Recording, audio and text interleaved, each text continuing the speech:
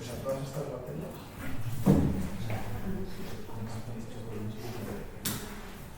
Sí. Pues nuestro siguiente ponente es Dani Leal, que es de aquí de Matesco y miembro del grupo, que va a hablar de ondas viajeras cerca de Shellflow, ¿cómo se traduce? Flujos de tipo sí, no sé sí. Para qué traducirlo no sé muy bien. Bueno, pues muchas gracias Rafa por la invitación. En primer lugar, como veis en el título, voy a hablar de Traveling Ways para 2 de Euler. O sea, toda mi charla se va a reducir lo que habéis puesto en el título, la verdad. En Euler, dimensión 2, es un trabajo conjunto con Ángel, también del ICEMAT. Y ya os pido perdón porque yo no sabía que esta era un poco una charla divulgativa y no estaba preparado de esa manera. O sea, no sabía que tenía... O Rafa en un momento me dijo que esto era algo más desde el punto de vista divulgativo. Así que intentaré que sea lo más fácil de seguir posible. Bueno, pues como ya hemos visto un poco en la charla de Diego, en este caso aquí os estoy escribiendo las ecuaciones de Euler, ¿vale? En dimensión 2, aquí V tenemos que representar la velocidad, P es la presión, o sea, tenemos una ecuación que transporta, esta es el gradiente de la presión, aquí está la condición de incompresibilidad del fluido, estamos trabajando con fluidos, esto es lo que la divergencia del fluido sea cero, y un cierto dato inicial. Como ya hemos visto en la charla de Diego, se puede trabajar en los fluidos tanto con la velocidad o como con la vorticidad, como es el caso en nuestra presentación. Entonces, si definimos la vorticidad de esta manera, la ecuación de Euler 2D se puede escribir de esta manera, ¿vale? Esto es la velocidad U, que se puede obtener utilizando esta ley de Biot-Savart como gradiente ortogonal de la inversa del laplaciano. ¿Vale? Y una cosa importante en 2D que ha comentado Diego en su charla es que una diferencia importante entre dimensión 2 y dimensión 3 es que en dimensión 2 no tenemos nada en este lado derecho de la ecuación, ¿vale? En la ecuación de Diego aquí teníamos un término que se denomina como término de stretching que produce la posible singularidad en dimensiones mayores de 2, ¿vale? ¿Qué ocurre en dimensión 2, que es el caso que nos interesa a nosotros? Pues que es un resultado que ya comentó también Diego, que es un resultado clásico en la existencia de soluciones globales. La unicidad y la existencia de soluciones clásicas es un resultado que va de los años 30. Entonces, bueno, pues, sabemos que la solución existe para todo tiempo, si tu dato inicial es suficientemente bueno, la solución existe para todo tiempo. Entonces, una pregunta que surge de manera natural es, bueno, pues nos gustaría decir qué ocurre con las soluciones cuando el tiempo es suficientemente grande. O sea, intentar decir algo sobre el comportamiento cualitativo de la solución, ¿vale? Eso es como la siguiente pregunta cuando tienes un sistema, digamos, en fluidos, en EDPs, ¿no? La primera pregunta que te haces es pues, si hay existencia local, si el problema está bien planteado o no, ¿vale? La siguiente pregunta, más que sabes que hay existencia local, dices, bueno, pues me gustaría saber si hay existencia global o hay singularidades, esto es lo que estamos ahora en 3D, no en 3D, bueno, en Navier-Stokes 3D, y bueno, pues una vez que sabemos que hay existencia global, una pregunta natural es, oye, pues me puedes decir algo sobre el comportamiento cualitativo cuando el tiempo es suficientemente grande. Yo sé que la solución existe, ¿qué sabemos de esa solución? ¿Qué podemos decir? Pues un importante hecho de Euler 2D es que hay experimentos físicos y simulaciones numéricas que muestran que 2D pues, tiende a relajarse a unos estados como unos estados finales más sencillos, y es un poco los dos vídeos que quiero mostraros a continuación, están sacados del canal de YouTube de Teo Rivas, ¿vale? Y lo que vamos a ver, nuestra hora, son simulaciones de 2D Euler para datos arbitrarios, ¿vale? Aquí tenéis, por ejemplo, esto es la vorticidad. Aquí veis que toma valores positivos y negativos, o muy altos positivos o muy negativos. Y este es nuestro dato inicial de 2D Euler, muy caótico, ¿no? Aquí todos los colores que se mezclan. Entonces, en cuanto el sistema empieza a evolucionar, parece que empieza a haber como un cierto orden, ¿vale? Voy a pasar un poquito más rápido, el vídeo es bastante largo, son 5 minutos, bueno, 2 minutos, pero ya no, por lo que veis en el título, dice aquí emergencia de un par de tripolos. Pues vais a ver que aparecen, aquí está utilizando un dominio periódico, ¿vale? El dominio periódico en X y en Y, y vais pasando un poquito más adelante, vais a ver que aparecen estos, como que la vorticidad se concentra en estos 3 puntos y en esos 3 puntos que están aquí, ¿vale? Y hemos encontrado un dato genérico totalmente arbitrario, y ocurre eso. O sea, que hay un cierto orden, ¿no? Que es algo completamente desordenado. En este caso, y hay otro ejemplo, pues aquí otro dato lo mismo, es la misma simulación, ¿vale? Con otro dato distinto, pero la idea es la misma. Tenemos un dato inicial que tiene esta pinta y 2D Euler empieza a evolucionar y vamos viendo, pues en este caso va a aparecer en vez de un tripolo, un dipolo, ¿vale? Voy a avanzar un poco la simulación, pero empieza a aparecer un cierto, aparece orden, ¿no? Aquí tenemos que, quizás tenemos está aquí y el otro que está aquí, ¿vale? Fijamos que la partida es así. O sea que, pues entonces nos gustaría un poco entender, claro, una pregunta muy interesante sería intentar entender este tipo de simulaciones.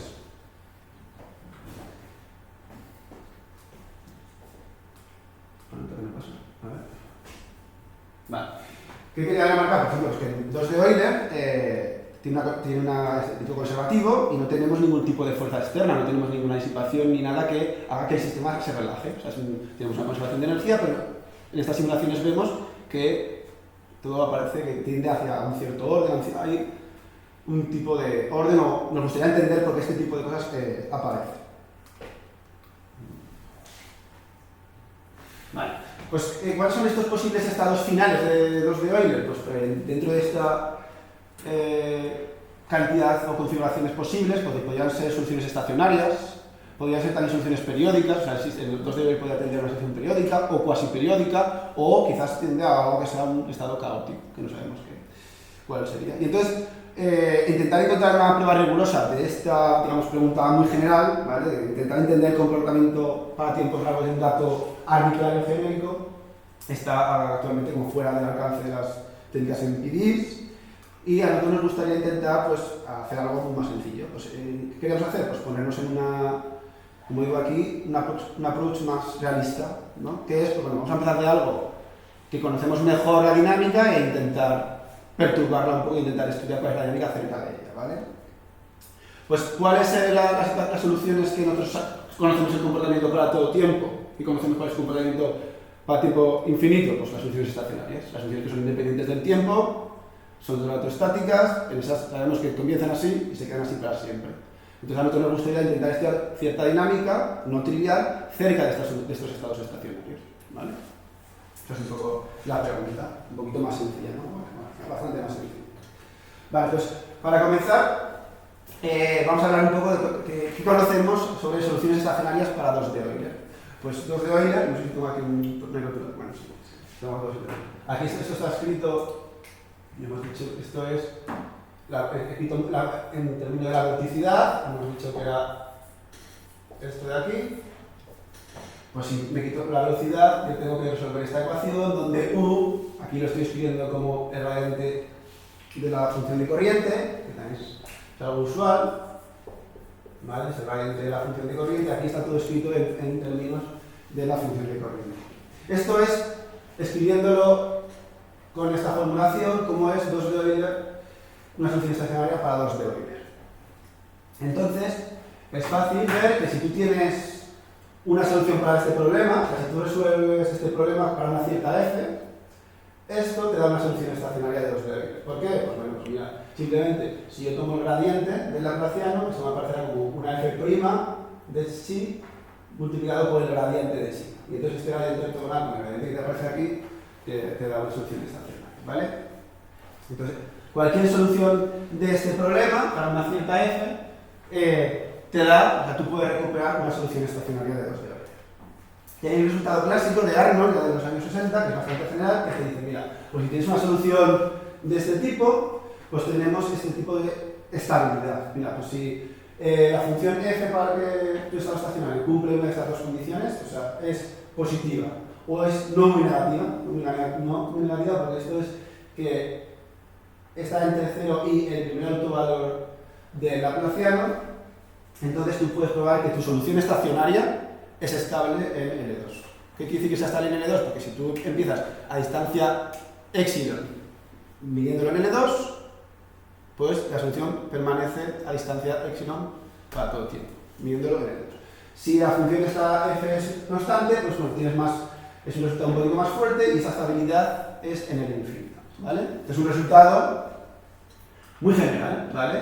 Es muy general, dice, si tú tienes una solución estacionaria para este problema, tienes estos dos resultados de estabilidad. ¿Qué ocurre? Bueno, pues es un resultado muy general, pero a mí me gusta hacer hincapié pues, que la estabilidad está medida en un espacio muy grande. Estamos diciendo, pues, Estamos midiendo en N2, en un espacio NP. Me gustaría intentar medir en espacios más finos, ¿vale? Entonces, aquí es donde entran los flujos de tipo SIR, que son también soluciones estacionarias de 2 de Euler. Y tienen esta pinta. O sea, tienes una velocidad que depende de x e y, y la primera componente de la velocidad, que estoy llamando u mayúscula, solamente depende de la variable vertical, y la segunda componente de la velocidad es 0. Entonces, si tú pones este ansatz en 2 de Euler, esto es una solución estacionaria, ¿vale? Simplemente hacer cálculos sencillos, y esta es la vorticidad asociada a este flujo de tipo SIR, ¿vale? Entonces, soluciones de este tipo para cualquier u, esto es una solución estacionaria de 2 de Euler.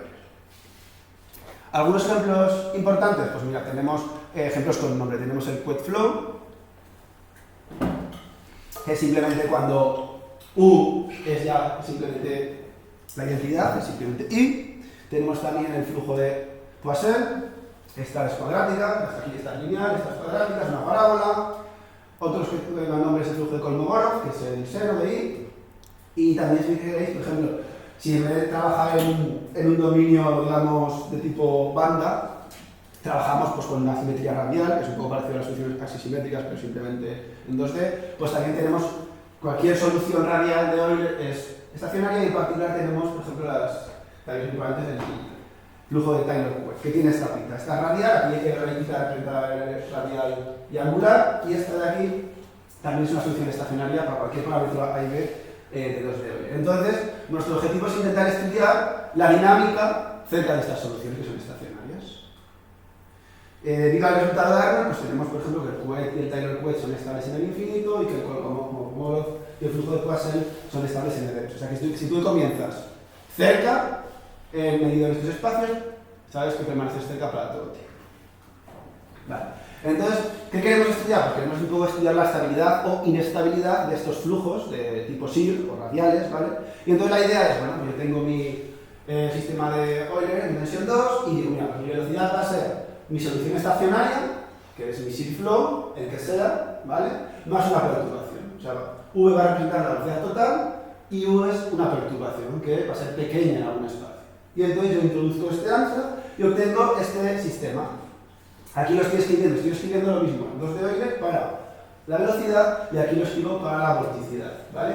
Y estoy intentando poner en color los términos nuevos que aparecen, ¿vale? O sea, cuando este tipo es simplemente 0, tú recuperas 2 de Euler, y estos son los términos que aparecen como nuevos, ¿vale? Esta es la ecuación, como veis, para la perturbación, ¿vale? Ahora estoy estudiando la ecuación para la perturbación.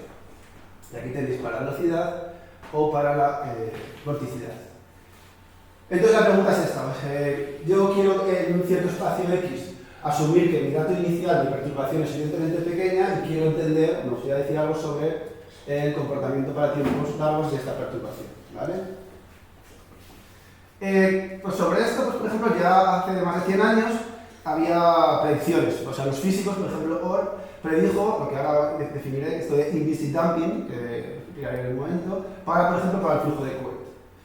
Hay como predicciones más generales para cualquier tipo de SIR, pero la cosa es que si tú comienzas, por ejemplo, con el Couette y tu perturbación es suficientemente pequeña, donde, aquí importa mucho, como veremos, importa mucho dónde medimos las cosas, pues el flujo vuelve a converger al flujo de calor. O sea que la perturbación va a hacer, o sea, como que es un estado como de asymptotic stability, ¿vale? Pero estas son predicciones. Entonces, sobre el flujo de Couette, ¿qué me gustaría contaros? Voy a intentar decir algo sobre cada uno de estos flujos.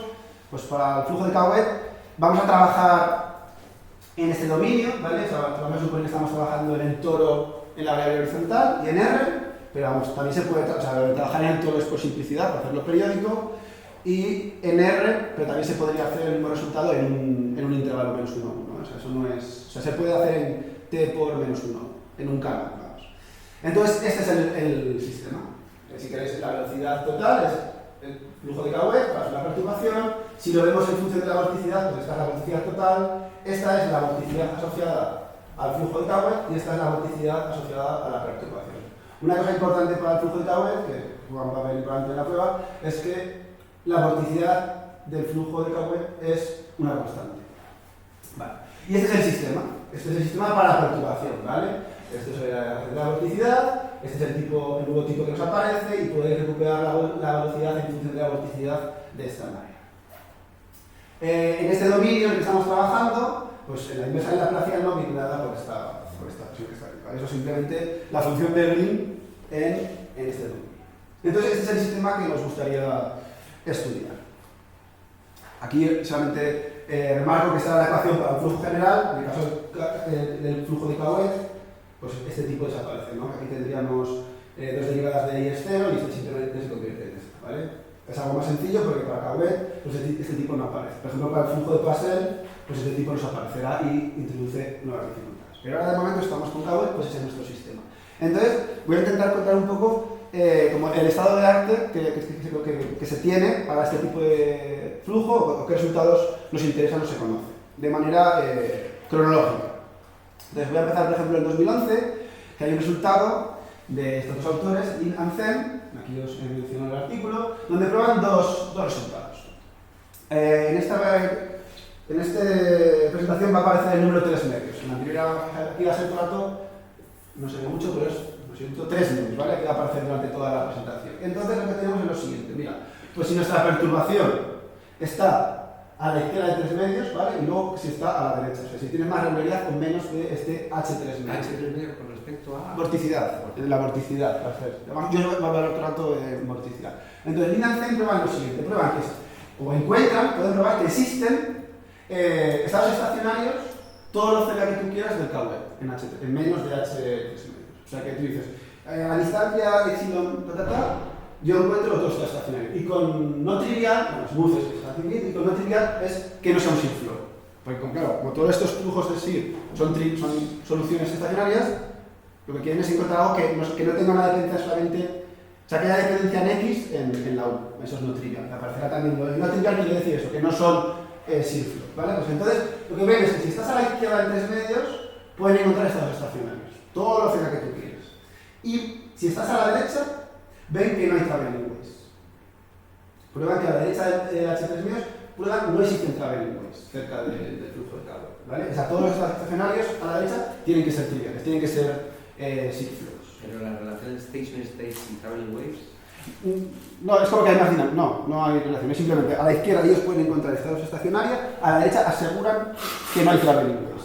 Sí, no, es simplemente que el 3 medios va a aparecer muchas veces y la primera vez que aparece es aquí. Pero simplemente a la izquierda hay estacionarios, a la derecha no. Vale, este resultado, sí. Este resultado primero ya nos dice que el implicit damping no es cierto si estamos trabajando en esta regularidad. Esto del implicit damping he dicho que tiene que ver con asymptotic stability, que la perturbación vaya a hacer. Pues claro, este resultado primero ya nos dice que, mira, si tu perturbación está en este espacio, no se puede tener, porque tú puedes encontrar todo lo cerca que tú quieras estados estacionarios, que se van a quedar siempre cerca, pero no van a converger, ¿vale? Entonces este es como el primer resultado que dice, mira, esto del implicit damping, que predice este físico Orr hace 100 años, donde midas, claro, donde estás trabajando en el pedo, es importante. Y si estás trabajando en esta baja regularidad, pues no es cierto. Vale, sobre el implicit damping. Para obtener este implicit damping hay que trabajar en espacios súper regulares.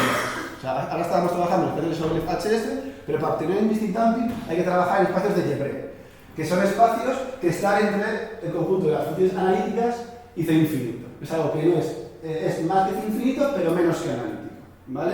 No nos metemos en qué condición cumple, pero pensar que es algo que es más que C infinito, pero es menos que analítico.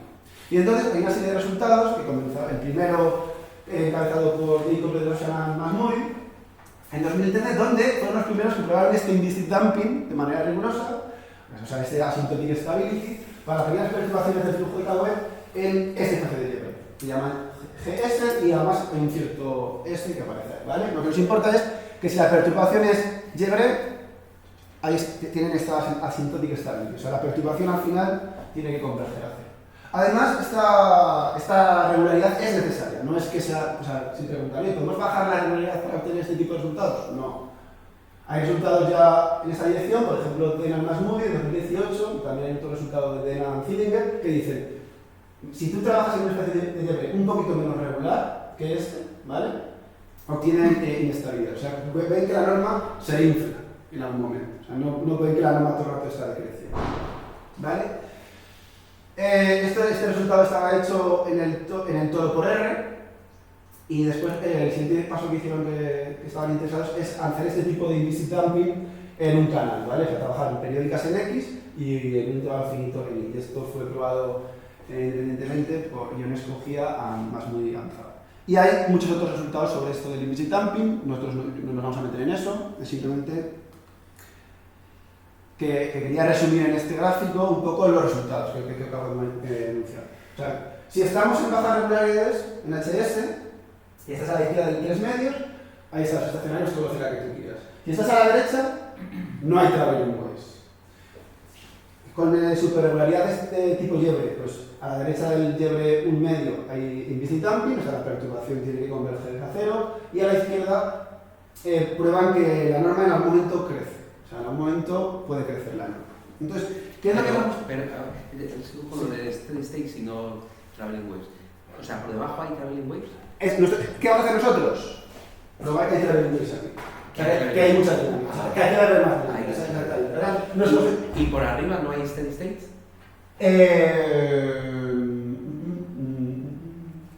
Si tienes un steady state, ¿no puedes construir una traveling wave haciendo el cambio? Sí, se puede hacer. Entonces, si no hay traveling wave, pues... O sea, con un steady state puedes construir una traveling wave. Por eso, entonces, si no hay traveling wave, no habrá steady state, digo, ¿no? Pero eso es al revés, no he dicho. Si hay steady state, tú puedes construir utilizando las simetrías del sistema una traveling wave. ¿Y si no hay traveling wave? Pues bueno, ahí no lo sé, o sea, no me atrevo a decir, no lo sé. Puede que tu argumento... No, quiero decir, si hubiese... Bueno, no sé. Claro, Digo, sí. si hubiese steady state, habría traveling wave porque lo construyo yo. Así que Vale. será que... Digo sí. yo, digo. Sí, sí. Es que vamos a... Sí, es que las que tú puedes construir... Sí, el argumento está bien, sí, sí. Es que las traveling wave que tú puedes construir utilizando las simetrías de las steady states, la velocidad de la traveling wave va a ser muy pequeñita. O sea, si tú, por ejemplo, quieres construir... Porque todo esto es a distancia. O sea, si tú quieres construir una traveling... Utilizar el estado estacionario para construir una traveling wave que esté a distancia de epsilon, o sea, tú dices, yo tengo un estado estacionario a distancia de epsilon y quiero construir una traveling wave que esté a distancia de epsilon con la anterior. Entonces, lo que te va a ocurrir... Una velocidad chiquitilla. Eso. La velocidad va a ser de orden de epsilon. Sí. Nosotros queremos hacer traveling waves que se muevan con velocidad 1. Ya. Ese va a ser un poco el resultado, ¿vale? Es construir, o sea, que no son las que se pueden obtener con la simetría del sistema. Claro, las tuyas, digo, por debajo de H3 medios. Sí, por debajo de 3 medios. Pero su no traveling wave, en su resultado dice algo de la velocidad. ¿O No, es- no en dice general? nada. O sea, no dice nada. Entonces no. Vale. Pero que... Sí, lo que vamos a hacer nosotros es decir, bueno, pues, oye, aquí sabemos que no hay traveling wave, aquí hay estacionarias.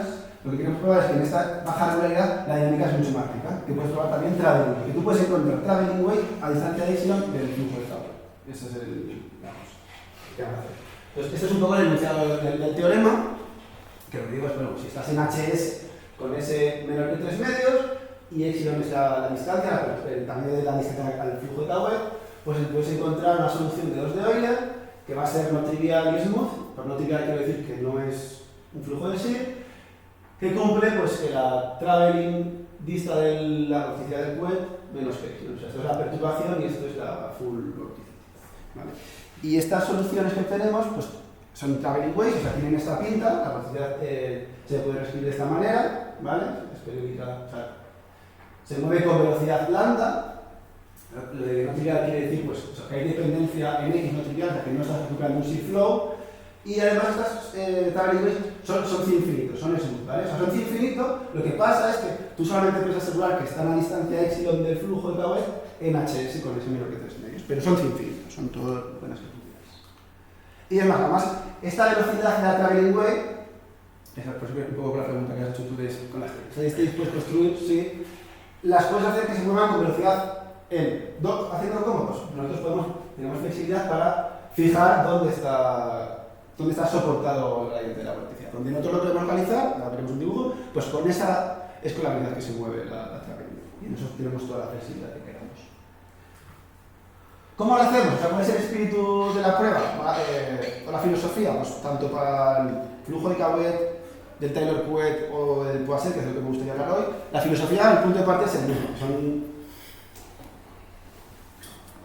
ideas que han aparecido en fluidos, Por ejemplo, no se coge Diego con... O sea, es algo que ya apareció anteriormente, que es, bueno, en vez de estudiar la vorticidad, yo quiero estudiar las curvas de nivel de la vorticidad, ¿vale? O sea, puedes hacer este juego. Como 2 de Euler es una ecuación de transporte, no como 3 de Euler, pero 2 de Euler es una ecuación de transporte, entonces las curvas de nivel se transportan. Tú sabes que se van moviendo y entonces puedes analizar toda la evolución a través de las curvas de nivel. Y esto es lo que queremos hacer. Es decir, mira, en vez de estudiar la ecuación para la omega, yo quiero reescribir el problema para esta f, que es la curva de nivel. Esta f es, fijado el bar pi, que nos va a dar ahora mismo, que esto lo defino. Si yo defino bar pi, estamos de acuerdo que si yo conozco f, yo puedo recuperar la vorticidad. Eso es un poco el argumento, ¿vale? Y la cosa está en que la vorticidad evaluada en esta curva de nivel, ¿vale? Bar pi, o sea, es como constante, ¿vale? Entonces lo que digo es, bueno, pues en vez de escribir el problema para la vorticidad, lo escribo para la curva de nivel. Y esto me da, no importa, pero me da una ecuación para f, ¿vale? O sea, no importa mucho la estructura, lo único que quiero decir es que tengo una ecuación para la evolución de f, que es el problema que yo quiero estudiar. Donde aparece aquí una u que está relacionada con el inversor de la Laplaciano, no importa, tengo una ecuación para f que es la que quiero estudiar. Y lo único que quiero remarcar en esta slide es que si os fijáis, esta ecuación, claro, tiene sentido únicamente en el soporte de bar pi'. O sea, si bar pi' es 0, es 0 trivialmente. Ya está. O sea, esto es algo también un truco usual, no es nada nuevo, simplemente que esta ecuación simplemente la tengo que cumplir en el soporte de bar pi' que yo voy a fijar, ¿vale? Entonces, como yo estoy buscando traveling waves, yo tengo que imponer que quiero buscar traveling waves. O sea, entonces yo tengo que decir, mira, es que la f que estoy buscando quiero que tenga esta pinta. Y al hacer este truco, pues al imponer esta condición, lo que hago es que quito la variable temporal. La variable temporal está escondida aquí, entonces obtengo un sistema que ya es independiente del tiempo. Este es el sistema que tengo que resolver y lo que digo es que tengo que resolverlo aquí, en el dominio periódico en X y en Y solamente en el soporte de bar pi'. ¿Vale? Entonces, ¿cuál es la manera de atacar este tipo de problemas? Pues es utilizar teoría de bifurcación. Esto es una ecuación que solamente depende de lambda y de f, o sea, ahora depende de la velocidad de la traveling wave y de un profile f. Entonces, yo esto lo escribo como un funcional, ¿vale? Que va a depender de bar pi, que yo la voy a elegir, y depende de lambda y depende de f. Y además es claro, por ejemplo, que para f igual a 0, pues esto es una solución, porque lo que hacemos cuando f es igual a 0, si yo voy a la definición anterior, cuando f es igual a 0, yo lo que estoy recuperando la solución trivial de Calvert, ¿vale? Entonces la idea es intentar aplicar teoría de bifurcación para obtener una solución no trivial en ese funcional. Para todo esto, pues un resultado importante es el teorema de Karandal-Rabinovich. No voy a entrar en los detalles, para la gente que nunca se ha metido en este tipo de cosas, decidir si queréis que es como una caja negra en la que si yo puedo verificar ciertas hipótesis, que en este caso van a ser 1, 2, 3 y 4, ¿vale? Pues esto me dice que hay una solución no trivial que bifurca desde lambda estaría 0 en una cierta dirección, ¿vale? No vamos a meternos, y además no quiero contar nada de esa de prueba, simplemente es como que si puedo comprobar unas ciertas condiciones, bifurco de una solución, ¿vale? Entonces, ¿cuál va a ser lo que al final? O sea, luego al final de la charla, en los últimos 20 minutos, que me gustaría contar algo sobre la prueba, simplemente hablaré un poco de eso, cómo encontrar el punto desde donde bifurcar, ¿vale? Que es la parte, digamos, más técnica o más larga del artículo, o de estos trabajos, que es encontrar el elemento del kernel, ¿vale? Se estudia este operador, hay que encontrar el elemento del kernel desde que se bifurca. Pues hablaré un poco de cómo encontrarlo, y de esos elementos desde que puedes aplicar el teorema. ¿Cómo es el profile? Pues tiene esta pinta, ¿vale? O sea, como veis, es un trapecio que tiene altura epsilon. Aquí hemos puesto las patas en 1 menos epsilon y 1 más epsilon, pero podéis ponerlo en, si queréis, en L menos epsilon y L más epsilon. Aquí está, en esta pata nos van a dar la velocidad de la curva de nivel. Y bar pi tiene esta pinta, o sea, la perturbación tiene esta pinta. Entonces está claro que la distancia de esta perturbación es de orden epsilon, o sea, es pequeña. O sea, esto es lo que nos dice que va a ser pequeño. Y lo que digo además es lo que he dicho, solamente tenemos que resolver la ecuación en la derivada de esta cosa. ¿Dónde está la derivada? Simplemente tengo que resolver mi problema en esta pata y en esta pata, ¿vale? Porque en el resto, bar pi' es 0, ahí no hay problema. Como queremos obtener soluciones triviales, pues bueno, tenemos que regularizar este profile, entonces introducimos un parámetro kappa para regularizarlo, pero eso simplemente para obtener soluciones de tipo C infinito. Voy a hablar un poco más de los otros artículos, de los otros resultados, y al final intentaré contar algo nuevo, ¿vale? Para el flujo de Taylor-Couette, lo que he dicho un poco es que en este caso es una solución radial. ¿Vale? También cualquier solución, por ejemplo, en un círculo, es estacionaria para los de Euler. Sobre resultados de estabilidad, pues hay algunos que me interesaría remarcar. Pues, por ejemplo, estos primeros son como más generales. Este debido a Bedrosian, Cerati y Bicol, prueban que pueden probar este implicit damping para cualquier cosa que sea radial, monótona y decreciente, pero sus resultados solamente es en el caso lineal, ¿vale? O sea, su resultado prueban el implicit damping en el setting lineal.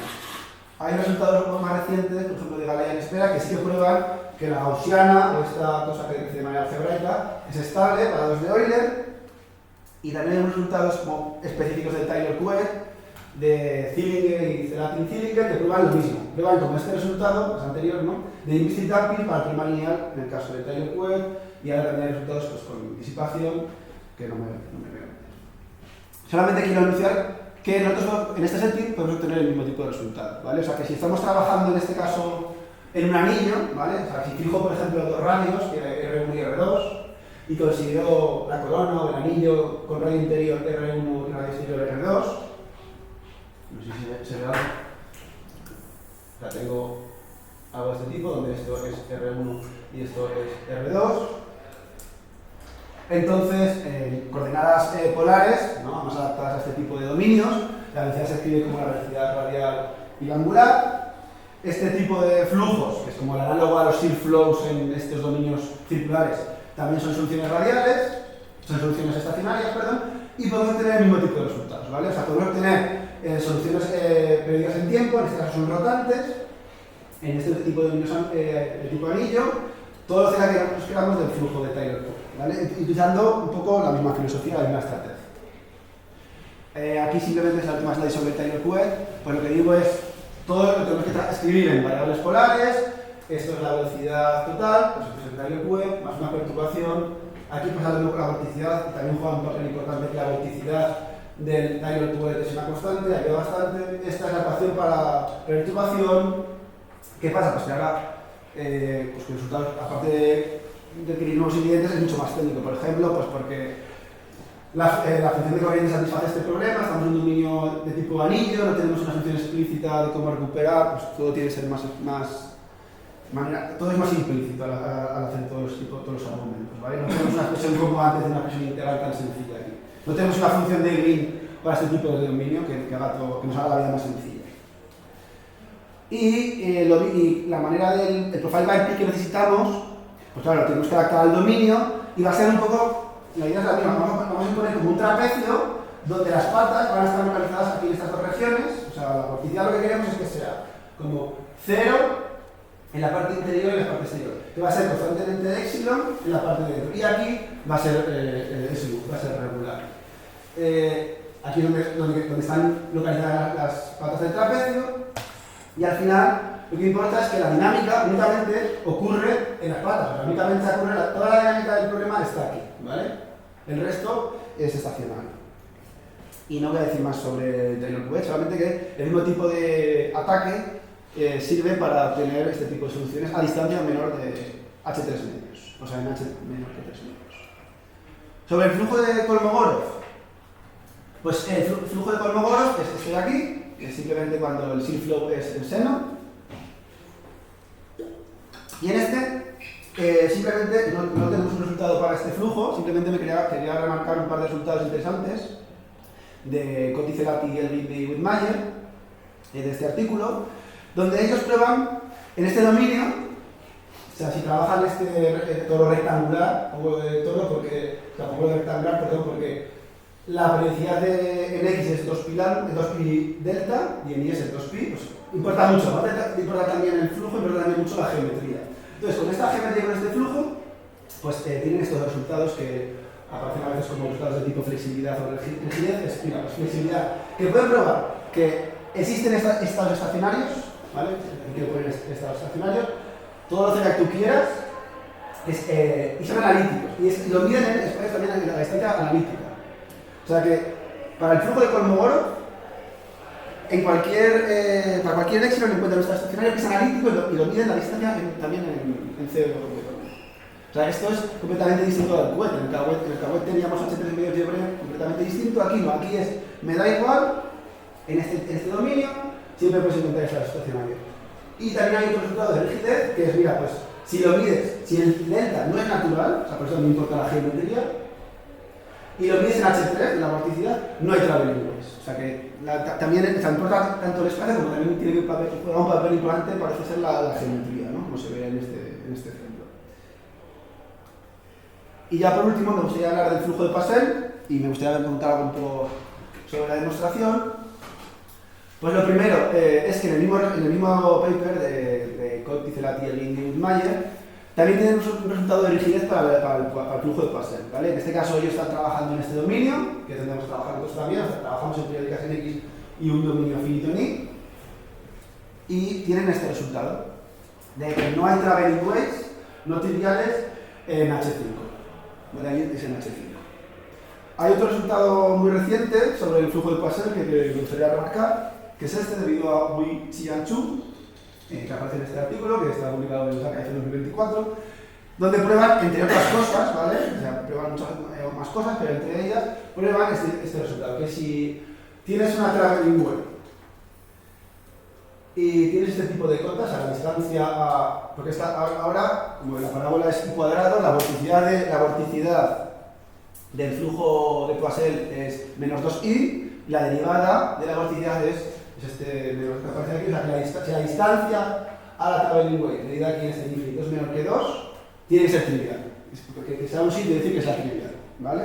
Este es el resultado que también nos interesa. Y este es nuestro resultado, o sea, el enunciado es un poco el mismo, ¿no? O sea, si S es menor que 3 medios, ese va a ser la distancia, entonces podemos encontrar soluciones no triviales, en este caso Lipschitz, se podría hacer hacia infinito, pero nos quedamos con Lipschitz, y la distancia de la vorticidad a la vorticidad del Poiseuille es menor que epsilon. Y quería iniciar estos dos resultados por eso, pues primero porque ahora mismo, igual que en el caso de Kawet, nuestro resultado pues, complementa al otro, o sea, sabemos que a la izquierda hay traveling waves, a la derecha no. Aquí hay un gap, no sabemos qué ocurre entre 3 medios y 5. Y nuestro resultado, si lo comparamos con este resultado de 2024, es óptimo en el siguiente sentido.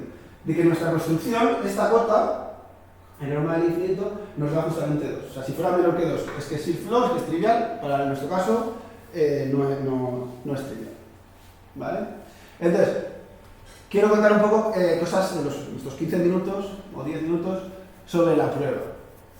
El ataque, el espíritu es el mismo, ¿vale? O sea, planteo el problema, aquí estamos trabajando en un dominio acotado, pues tengo que imponer, en este caso, unas condiciones de borde, voy a imponer simplemente condiciones de tipo no flux, o sea, que el flujo no entra de fuera adentro, ¿vale?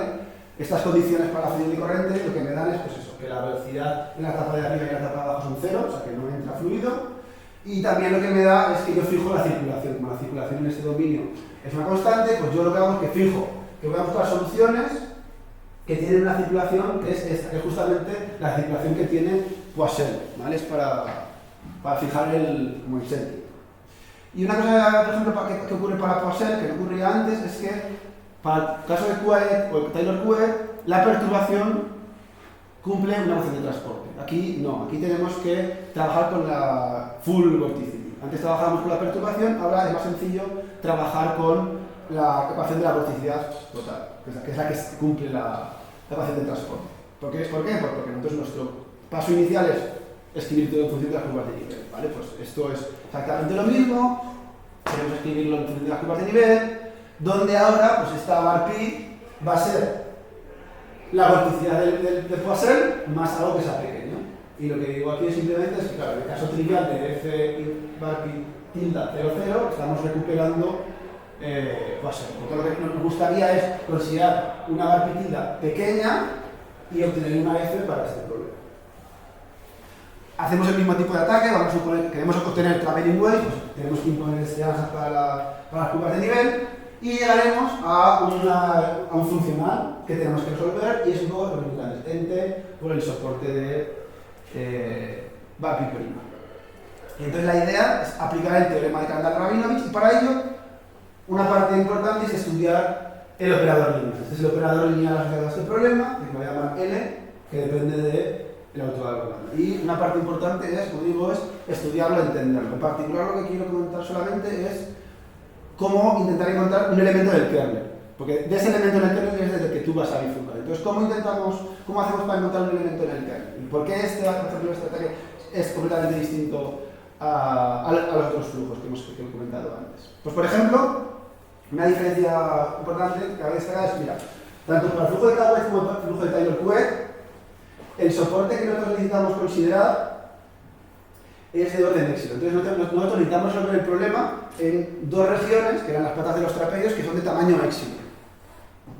Eso está relacionado con el hecho de que tanto la vorticidad para Couette como para Taylor-Couette es una constante. O sea, la es una constante, la derivada es cero, entonces tú puedes elegir como tu solución es la derivada de la velocidad es cero, pues dices, mira, voy a meter aquí como dos pequeñas funcioncitas y tienen orden éxito. ¿Qué pasa para el flujo de Poisson? Pues que el flujo es pi cuadrado, la vorticidad es como 2i, la derivada de la vorticidad es 2, es una constante. O sea, tú tienes que resolver un problema en todo tu dominio. Entonces, ahora, este problema no ganas nada. Aquí tienes esto que es un dominio que es t por casi todo el intervalo.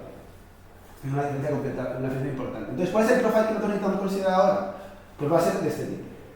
A ver, explico un poco el dibujo. Lo que digo aquí, voy a dibujar las vorticidades o las velocidades con un signo menos delante para que sea positivo. Entonces la vorticidad del flujo de Poisson, el menos delante es 2i. Entonces nuestra vorticidad tiene que estar, claro, muy cerca de esto. Nosotros queremos hacer una perturbación. Entonces, en vez de ser 2i, que sería la línea recta lineal esta, lo que hacemos es, tenemos que poner aquí un pequeño escalón que tiene anchura epsilon y luego sigo con otra vez con pendiente 2. Esta es la bar pi que nosotros necesitamos considerar, ¿vale? ¿Cuál es la derivada en este caso? Pues la derivada en este caso va a ser 2 y aquí en el escalón 0, ¿vale? Y esto es la derivada de bar pi. Entonces, este profile, que si queremos pues podríamos regularizarlo, luego esto mucho más técnico, pues nos permite decir que la distancia de bar pi prima y la derivada de la velocidad de Poisson, midiéndolo en h medio menos, es pequeño. ¿Por qué? Porque solamente es Poisson y aquí en un sitio solamente de tamaño epsilon es donde cambia. Eso es lo que hay que medir, hay que poder hacer. Entonces, me gustaría intentar explicar por qué necesitamos encontrar o poner este agujero aquí. Pues este agujero, aparte, lo necesitamos porque aquí es donde vamos a encontrar el autovalor. El autovalor lo necesitamos encontrar aquí dentro. Que va a estar, o sea, la velocidad de la tabla de Wii que nosotros estamos considerando va a tener orden 1 medio, por ejemplo, que estamos teniendo ahí. Y esto es la velocidad, o sea, esto es la velocidad, ¿vale? O sea, la velocidad de Poisson es i cuadrado, es una parábola, pero lo que hacemos es como que es i cuadrado, y aquí simplemente hacemos que sea lineal, ¿vale? Lo referimos de manera lineal. Esto tiene tamaño léxico. Entonces, ¿por qué nosotros necesitamos, a ver si puedo explicar esto un poquito? O sea, lo que digo aquí es que primero, la velocidad, o sea, si tienes una traveling wave que se mueve, la velocidad con la que se mueve la traveling wave está relacionada con la velocidad de tu flujo. O sea, claro, si tú tienes un flujo, tienes una traveling wave, pues la traveling wave se va a mover está relacionada con el flujo, con la velocidad de tu flujo. Pues entonces lo que quiero decir es que la velocidad de la traveling wave tiene que ser como la velocidad del flujo del flujo que estamos considerando, en el caso de Poisson, para un cierto valor, entre menos 1 y 1 en el dominio. Pero necesitamos, para finalizar el teorema, para poder hacer toda la construcción, necesitamos al mismo tiempo que lambda sea distinto de la velocidad para algún punto y en el soporte. ¿Vale? Esto es, y esto lo que nos obliga un poco nos obliga a que tomar la velocidad, que la lambda sea como la velocidad en un punto de ahí. Bueno, pues el operador lineal se puede escribir de esta manera, ¿vale? Es decir, si suponemos que h la expandimos en serie de cosenos, se puede hacer también en senos, el operador lineal actuando sobre esta serie se puede escribir como el operador lineal actuando sobre cada uno de estos hn, ¿vale? Que cumple esta ecuación integral. Entonces, el problema, al final, es simplemente resolver esta ecuación integral, donde h es lo que queremos obtener, Bar-Pi es lo que acabo de fijar antes. Esta es una función de Green relacionada con el dominio que está aquí. Lambda es la velocidad de la traveling wave y esta phi sub 0 tiene que ver, es una expresión que tiene que ver con Poisson, ¿vale? Pero es explícito. Entonces, este es el problema, es resolver una ecuación integral. Entonces, quiero solamente comentar cómo podemos resolver este tipo de ecuaciones integrales. Pues lo primero, un truco que se hace mucho en todo esto de fluctuación es decir, bueno, pues lo que voy a hacer es voy a suponer que fijo un modo, o sea, que en vez de una serie me quedo simplemente con h de i coseno de x y el resto son 0. Entonces, en vez de tener una ecuación integral para cada n, supongo que n es igual a 1 y el resto son todos 0, ¿vale? Entonces, tengo que resolver, mi problema es resolver esto con un n. Que se parece un poco a lo que hacemos en Kawet o en Taylor-Cuet. ¿Qué pasaba? Que en el Cuet o en el Taylor-Cuet esta expresión integral solamente estaba definida en era un dominio de integración de orden epsilon. Y entonces pues, ahí eso se utilizaba mucho. Aquí en cambio tenemos una integral en un dominio de orden 1. Entonces realmente ya no cabe. Entonces este es lo que podemos obtener, ¿vale? Podemos obtener un lambda, que está en un cuarto, que es como un medio al cuadrado. La h es infinito, cumple las condiciones de contorno. También como trabajamos por simetría, para hacerlo más sencillo, ponemos que la h sea impar. Porque simplemente vamos a trabajar, en vez de trabajar en menos 1 y 1, trabajaremos en 0 y 1. Y lo que digo es que resuelve el problema lineal. Y ahora lo que quiero decir es cómo hacemos para obtener una solución del problema lineal. Por lo primero, obtenemos, este es nuestro soporte, este es el soporte. En el dibujo que he hecho antes hemos puesto que valga 0 entre un medio menos epsilon medios y un medio más epsilon medios y tenemos soporte aquí. Entonces yo tengo que resolver esa ecuación integral aquí. Entonces, lo que yo tengo es como dos ecuaciones integrales. Una en este trozo y otra en este trozo. Estas son, como si veis, las expresiones explícitas de las ecuaciones integrales que tengo que resolver. Donde lambda es la velocidad de la traveling wave y aparecen estos dos parámetros ρ y mu que simplemente tienen que ver con lambda, o sea, están definidos a través de lambda. Entonces lo que tenemos es una ecuación para lambda y para h de esta pinta y con ciertas condiciones de contorno. Entonces, ¿cómo me las apaño para resolver esta ecuación integral? Pues lo que voy a hacer primero es, me voy a cargar un poco estas expresiones, lo que voy a meter, voy a rescalar, voy a definir una variable para quitarme este tipo y este tipo y meterlo en la integral. Simplemente hago ese truco, defino h mayúscula de esta manera, que es como la parte de la izquierda, esta es la parte de la derecha, o sea, estoy llamando h mayúscula r a esto, h mayúscula r a esto. ¿Vale? Y lo pongo en esos colores. Y entonces obtengo he escrito lo mismo, simplemente en función de h mayúscula. Y aquí abajo, lo que tengo es el dominio de la izquierda, aquí es donde está la hl, aquí está el dominio de la derecha, la hr, aquí está el u medio, y esto de aquí tiene anchura epsilon, y todos estos parámetros que aparecen, que son el mu, la nu, la rho, pues el nu está aquí, mu está aquí y la rho también está aquí. O sea, están todos, y es importante que estén todos aquí dentro. Aquí, por ejemplo, se ve en este dibujo porque era importante que la lambda o que la mu, que es la velocidad de la traveling wave, esté justamente aquí. Porque si estuviera aquí o aquí, aquí tendríamos una singularidad en algún punto. O sea, necesitamos que la velocidad de la traveling wave esté dada por algún punto en esa región. Entonces, ¿cómo resuelvo esto? ¿Una ecuación integral? Pues si tomas derivadas, para hacer una ecuación integral a una ODI, esta es la ODI que tienes en la parte de la izquierda, esta es la ODI que tienes en la parte de la derecha. Esto es como un poco como relajar el problema. Cuando tienes una ecuación integral, al tomar derivadas, estás resolviendo un problema, digamos, más sencillo, más flexible. Estás relajando el problema. ¿Por qué digo eso, que es más flexible? Porque que tengas una solución del problema integral implica que tienes una solución de aquí, pero es al revés. O sea, una solución de aquí igual no es una solución del problema integral, ¿vale? Entonces, tengo una ODI de orden 2, y como veis solamente tengo una condición de contorno en 0 y una en 1 aquí, o sea, tengo una cierta flexibilidad, que es decir, bueno, pues en este extremo y en este extremo, ahí tengo flexibilidad, la puedo definir yo, y bajo un papel importante. Estos sistemas se pueden analizar utilizando el método de Frobenius, ¿vale? Porque esto, si os dais cuenta, por el dibujo de antes, el único punto que sería problemático sería el mu, o aquí sería el rho y el menos y el nu, pero no están donde estoy trabajando, están fuera, ¿vale? O sea, se puede analizar, esos sistemas se pueden resolver, hay soluciones. No las ponemos explícitamente, pero se pueden resolver. Y entonces, lo que pasa, ya con esto voy a empezar a terminar, es, bueno, yo sé resolver esto, pero ahora me gustaría decir, oye, yo tengo que resolver mi problema integral. O O sea, esta es una ODI, pero yo quiero obtener una solución del problema integral. Pues, utilizando estos parámetros A y B, incluyendo condiciones de contorno, se puede decir, mira, pues, te las puedes apañar para decir, si tú me resuelves un problema de este tipo, donde hay que aparecer aquí, obtienes una solución que es del problema original, de las ecuaciones integrales. Claro, pero queremos una solución que no sea la trivial. Claro, porque si nosotros tendríamos que A fuera 0 y B fuera 0, tendríamos una ODI con condiciones 0 y 0 extremos, pues estamos obteniendo la solución 0, que es la trivial. No queremos esa. Entonces necesitamos que A y B sean distintos del 0. ¿Cómo lo hacemos? Bueno, pues queremos que el determinante de esto sea distinto, sea 0. Entonces tenemos una solución no trivial, ¿vale? Vamos a invertir, hay soluciones que son no triviales. Entonces el problema al final se reduce en probar que el determinante de esto es igual a 0. O sea, que puedes encontrar un mu, que el mu es la lambda, lo que estoy llamando aquí la lambda, lo llamo mu, porque mu es lambda al cuadrado. Y aquí es una ecuación que tiene que ver con estas cosas integrales que aparecen, donde las h's dependen de mu, o sea, todo está implícito ahí, ¿vale? Pero el problema se reduce a esto. Y donde todo el rato tienes que mantener que esos parámetros estén dentro para que todo se pueda hacer.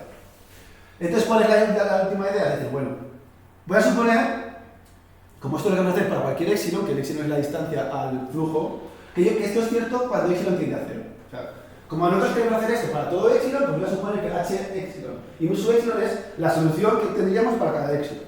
Para cada éxito esa sería la solución tal. Y digo, voy a estudiar el problema límite.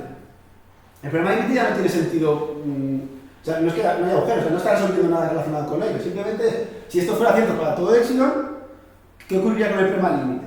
Pues con el problema límite, si satisface, pues el qué, pues que el mu y el mu y la mu están dentro de ese rango, cuando ese rango se va haciendo más pequeño, es que todo el rato esté dentro, o sea, que al final vaya a un medio, que estas soluciones, que la H y la HR, que no puedan ser continuas, o sea, que se traigan de manera continua, o sea, como que todo vaya encajando bien, y tú impones este ANSA, que la mu va a ser como un medio más algo en epsilon, o sea, tú le ayudas, o sea, digamos que ayudas a que todo vaya bien. Entonces, este es el problema límite. Tú obtienes este problema. En el límite, H0 es una ODI, que es la misma para la izquierda para la derecha, donde en la izquierda tendrías estas condiciones, en la derecha tendrías estas de aquí, y que se puede resolver, no hay problema, lo mismo por el método de Frobenius, y tienes una ecuación para la mu sub 1, que es el tipo este que está aquí. O sea, tienes una ecuación para mu sub 1, y además esta mu sub 1 es única, que depende del H0, pero si tú estudias H0, obtienes mu sub 1. O sea, resuelves el problema límite. Y una vez que resuelves el problema límite, abres como desingularizas ese problema. Dices, yo ahora ya, utilizando eso, puedo resolver mi problema con todas las condiciones que yo necesito, haciendo un análisis asintótico de éxito, ¿vale? Partiendo de esta, que yo sé que no tiene nada que ver con el problema original, es simplemente en el límite, tú lo puedes resolver y abres. Y entonces obtienes, pues, esta de este color, sería la HL, y esta de aquí en la HR. Que como veis, en el punto este en medio es singular, o sea, la pendiente es infinita. Pero ¿qué pasa? Que en cuanto tú abras, la parte de la izquierda es smooth, la parte de la derecha es smooth, y estás obteniendo una solución que resuelve el problema de partida, ¿vale? Y que eso es todo.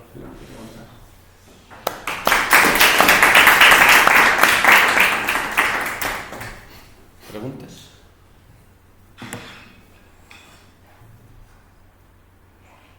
Entonces, en el segundo caso, has dicho un resultado de Cotticelati Bicol en el que prueban en el caso lineal implicit dumping. Sí. Entonces, vuestro resultado, lo que diría es, ellos lo que están, si hacen eso es que tienen el objetivo de hacer el no lineal. En el caso no lineal. Y vosotros lo que decís es parar de dejar de buscar. Bueno, no, claro, pero es un poco como con el CAUE. O sea, si miras que dependerá de la regularidad. Igual en Yebre sí que es cierto, si es en H tal, que como le importa mucho no dice. En su caso es todo el rango. O sea, en su caso lo que dicen es que cualquier perturbación que sea radial y creciente, por ejemplo, como el Taylor QE, si tú perturbas en el problema lineal, tienes decae a. Sí, o sea, pero es el problema lineal. El lineal. Y entonces vosotros decís, cuidado, o sea, donde mires. El de manera es muy baja, sino que es un poco como el Cauet. El Cauet es el que está más o menos como todo el rango. O sea, muy bien, hay implicit dumping, no, En el resto, pues hay como huecos que todavía. Entonces, bueno, pues es una cosa así. Pues igual hay no lineal implicit dumping, no se sabe hacer, pero lo mismo que hay que trabajar en Yebre, claro, no se sabe. En cambio, en Kolmogorov, pues es que da igual donde trabajes, por eso es el Kolmogorov que quería mencionar, es que da igual donde trabajes, tú puedes encontrar estados estacionarios, no hay implicit dumping, o sea que depende mucho del flujo o de la geometría. Pero ahí no, ellos no tenían ninguna No había ninguna, pero ese resultado, por ejemplo, claro, cierra, te dice, no mires, ahí sí que se puede decir, no mires el implicit dumping porque no va a aparecer. El Kolmogorov sí que es el que está cerrado por el opuesto. Siempre puedes encontrar estados estacionarios, todo lo que de Turquía, además en analítico y en, ¿sabes?, en el caso extremo. ¿Más preguntas? Si no, le agradecemos a Dani otra vez.